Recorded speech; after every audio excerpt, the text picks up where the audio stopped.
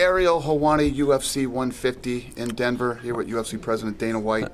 Was this perhaps one of the highlights of your career? No, this is literally the best night of my career ever.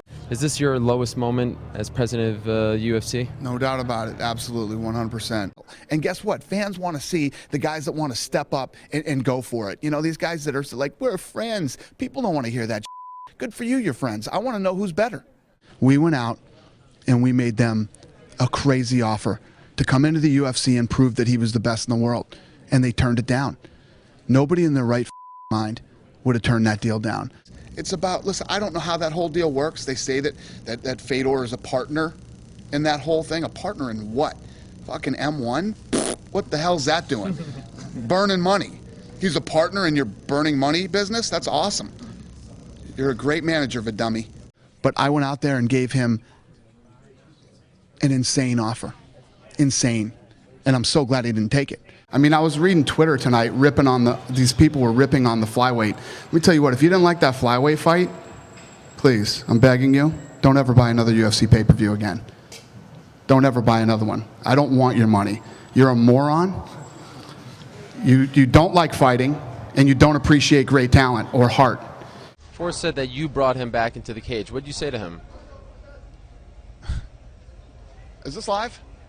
Yeah, okay. I said, are you out of your mind? What are you doing? I just grabbed him in the hallway back there, too.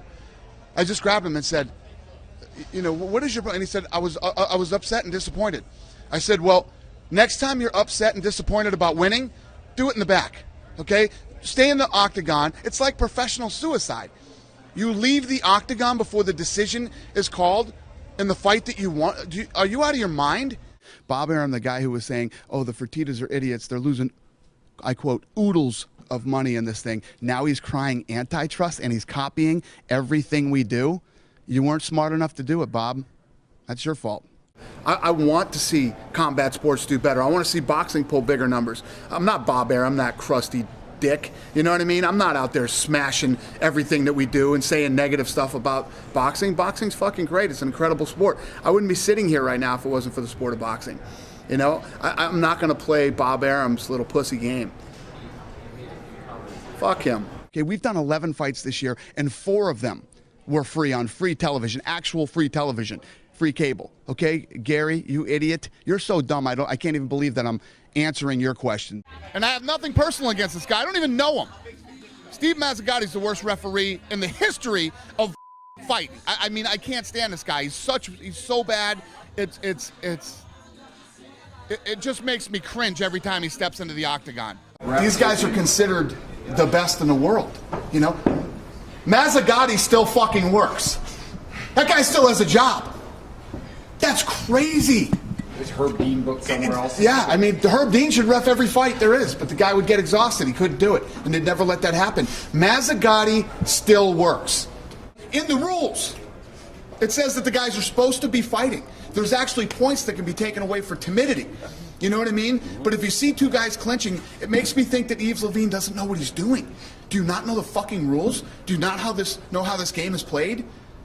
I saw a picture of it, and it was nasty after the fight. I can't imagine what this thing's going to look like tomorrow. But apparently when he got kicked, that muscle, hamstring, detached from the bone.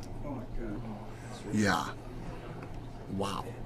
And he kept fighting. Knew that guy was hurt, and he just kept fighting. He is tough as nails. He feels that he doesn't owe the fans an apology. Yet I'm apologizing. I didn't go in and fight like a jackass for 5 rounds. I didn't do what he did tonight. He's a coach. What are you going to do? I mean, it is what it is. Or would you regret the decision? Do you think that going into this, I didn't think that Roy Nelson was going to annoy the shit out of me? I mean, that's what he does. He's annoying. I don't know. We'll see what happens. We'll see what happens. We'll see what happens. We'll see what happens. We'll see what happens. We'll see what happens again. Well, in 2003, Fedor fought Yuji Nagata, a pro wrestler who was 0-1 in MMA. Okay? In 2005, he fought, somebody threw that in there, I won't use that, but Wagner Martins, who would later go on to lose by submission to Butterbean. Okay? In 2006, he fought middleweight Matt Lindland. Also in 2006, he fought Mark Hunt and part of Mark Hunt's 6-fight losing streak. Okay. Then in 2007, he fought Hong Man Choi, who had 1 MMA win over TV personality Bobby Oligan, who I don't know who that is, but Choi's only other MMA win was against Jose Canseco. People ask that all the time, is it too much about me? I'm the friggin' promoter of the fight. What do you guys want me to crawl under a rock and hide when we have a fight? I'm the one guy that's always linked to every fight because I'm the guy out there telling you why you want to watch this fight. You know, I sell the fights. That's what I do for a living. If you weren't on this wild ride, if somehow the UFC disappeared tomorrow, what would we see Dana White doing? I'd be parking your car out here at the valet here at the Wynn.